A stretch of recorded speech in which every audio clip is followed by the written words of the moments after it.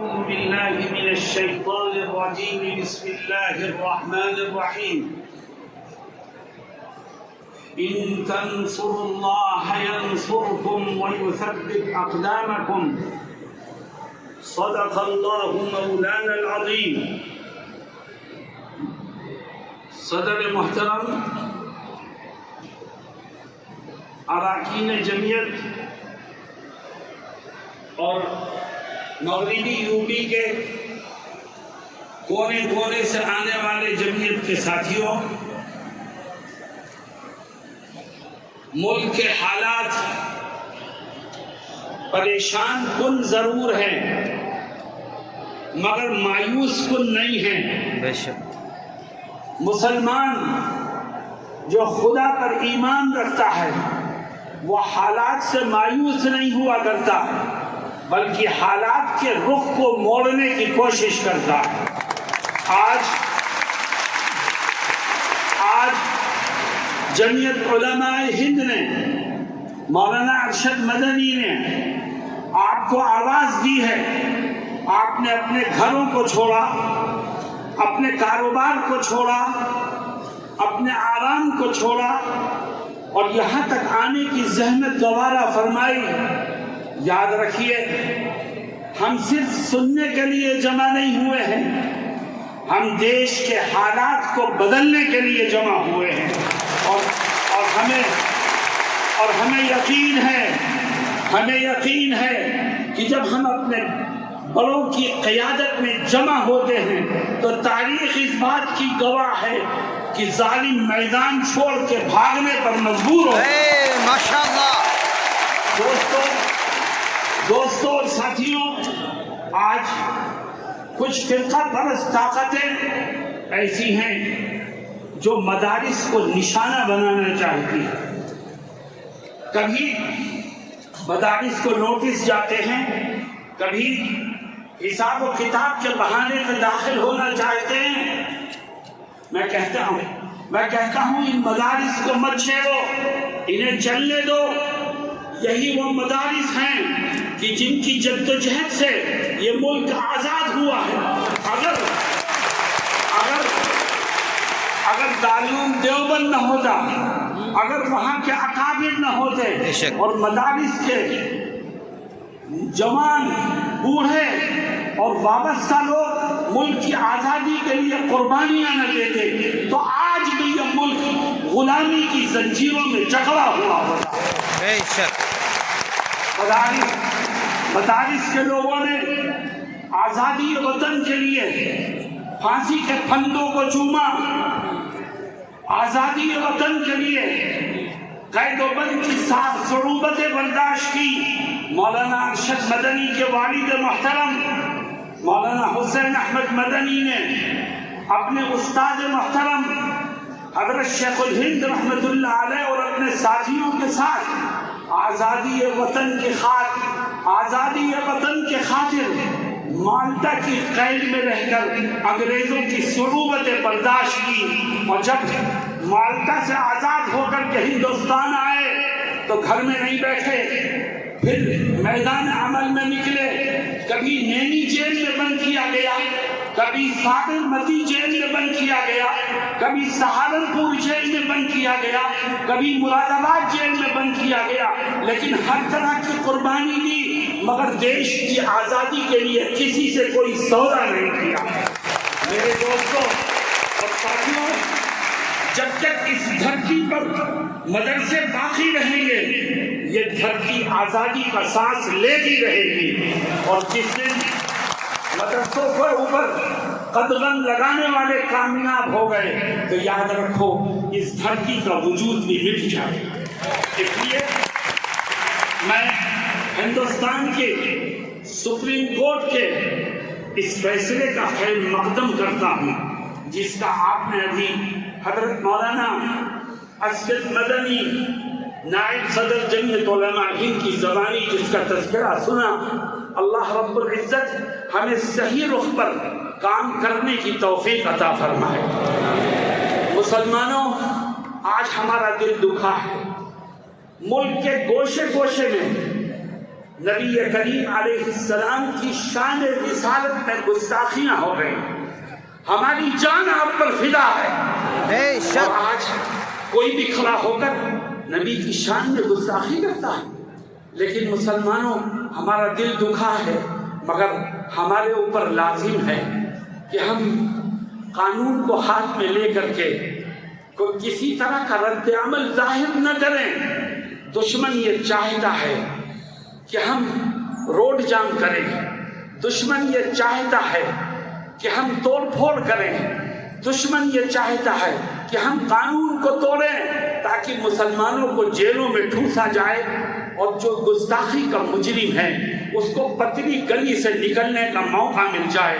آؤ جمعیت علماء آپ کو آواز دیتی ہے. اور کیا کہتی ہے جمعیت؟ میں اس جلسے کی تیاری میں ایک ضلع میں گیا تھا تو مجھ سے ایک ساتھی نے عجیب بات کہی.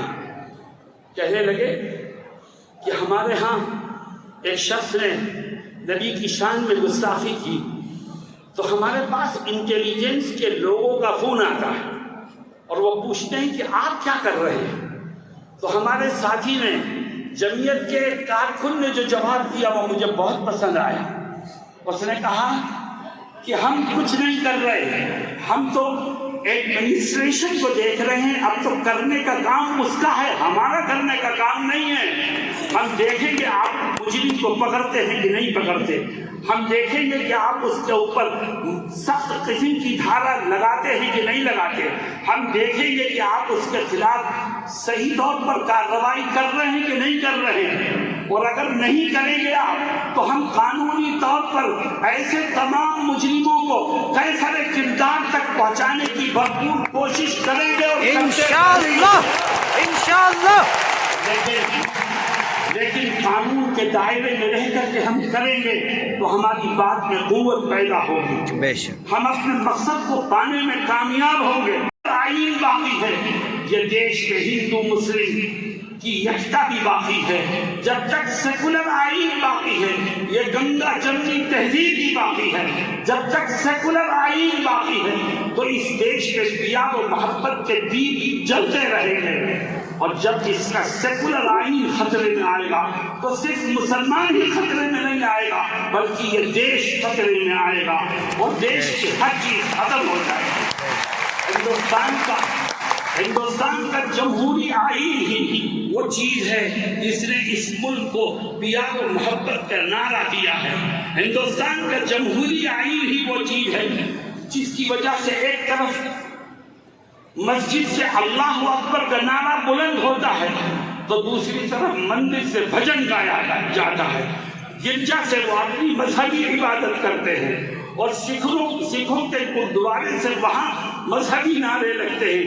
یہ اس کا ایک خوبصورت گلدستہ ہے جو میں نے آپ کے سامنے پیش کیا. جمعیت علماء آپ کو آواز دیتی ہے اور اس لیے کہ تاکہ ملک کے میں رہنے والوں فرقہ پرستوں تک یہ بات پہنچا دی جائے کہ یہ ملک رہے گا تو جمہوری آئین اور سیکولر دستور کے ساتھ رہے گا اور ہم اپنے بزرگوں کے بنائے ہوئے آئین سے چھیڑ چھاڑ کسی کو نہیں کرنے دیں گے. ہمارے بزرگوں نے اس کو بنانے میں قربانیاں دی ہیں، ہم اس سیکولر آئین کی حفاظت کریں گے انشاءاللہ. انشاءاللہ. آخری بات ملک میں جگہ جگہ وقف پراپرٹی موجود ہے. مسلمانوں میں آپ سے سوال کرتا ہوں، ایک وقف کی زمین ہے جو کسی مسلمان نے وقف کی ہے مسجد کے لیے، یا وقف کی ہے مدرسے کے لیے، یا وقف کی ہے قبرستان کے لیے، یا وقف کی ہے غریبوں اور بیواؤں کی مدد کے لیے. بتاؤ یہ وقف پراپرٹی مسلمانوں کا سرمایہ ہے کہ نہیں ہے؟ ہم اس میں کسی کی مداخلت برداشت نہیں کریں گے. وقف پراپرٹی مسلمانوں کا سرمایہ ہے، اس کی دیکھ ریکھ بھی مسلمان ہی کرے گا اور اس سے فائدہ بھی مسلمان ہی اٹھائے گا. ہاں اگر کہیں کسی وقف پراپرٹی کے ساتھ چھیڑ چھاڑ ہو رہی ہے، کوئی اس کا مس یوز کر رہا ہے، کوئی اس کا غلط استعمال کر رہا ہے تو ملک میں قانون بنا ہوا ہے، آپ مجرم کو پکڑ کے سزا دیجیے. لیکن اس کا مس یوز ہونا، اس کے مس یوز کو بہانہ بنا کر قانون کو بدل دینا اور اس میں غیروں کو داخل کر دینا، یاد رکھو یہ جو وقف بورڈ ترمیمی بل آیا ہے، اس سے وقف بورڈ کے مس یوز کو ختم نہیں کیا جائے گا، بلکہ اس کی بربادی کے مواقع اور بڑھتے چلے جائیں گے، جس کو ہم کسی طور پر برداشت کرنے کو تیار نہیں۔ میرے دوستوں ساتھیوں، آج صبح ناشتے پر حضرت مولانا سید ارشد مدنی فرمانے لگے کہ یہ ملک سیکولر ہے، بہت سی فرقہ پرست طاقتیں ایسی ہیں جو یہاں یکساں سول کوڈ لانے کی کوشش کر رہے ہیں۔ یکساں سول کوڈ کا کیا مطلب؟ مسلمان اپنے دین و دھرم کو، اپنے مذہبی اور آئینی قوانین کو چھوڑ کر کے ملکی قوانین کے پابند ہوں گے، سکھ ملکی قوانین کے پابند ہوں گے، عیسائی ملکی قوانین کے پابند ہوں گے، ان کے مذہبی قوانین اور ان کا مذہبی تشخص ختم ہو جائے گا۔ مسلمانوں اعلان کرو کہ ہم اپنی ہر چیز قربان کر سکتے ہیں، مگر اپنا دین و ایمان قربان کرنے کو کسی طور پر تیار نہیں۔ آج جمعیت نے آپ کو آواز دی ہے تاکہ جمعیت کی آواز میں آپ کے ذریعے قوت پیدا ہو اور ہمارا یہ پیغام ایوان اقتدار تک پہنچے، ہمارے یہ جذبات ان کے کانوں تک پہنچے اور دیش کے حالات بدلے۔ مجھے امید ہے کہ ہم نے اور آپ نے کوشش کی ہے، کوشش کرنا ہمارا کام ہے، کامیابی دینا خدا کا کام ہے۔ انشاءاللہ وہ کامیابی دے گا اور حالات بدلیں گے۔ بس آپ ایک ہی نعرہ دیجیے کہ مولانا ارشد مدنی قدم بڑھاؤ، ہم تمہارے ساتھ ہیں۔ مولانا ارشد مدنی قدم بڑھاؤ، ہم تمہارے ساتھ ہیں۔ اللہ ہم سب کی مدد فرمائے۔ وآخر آمین۔ جزاک اللہ، تقبل اللہ، بارک اللہ۔ یہ حضرت مولانا سید ارشاد رشیدی دعوت پر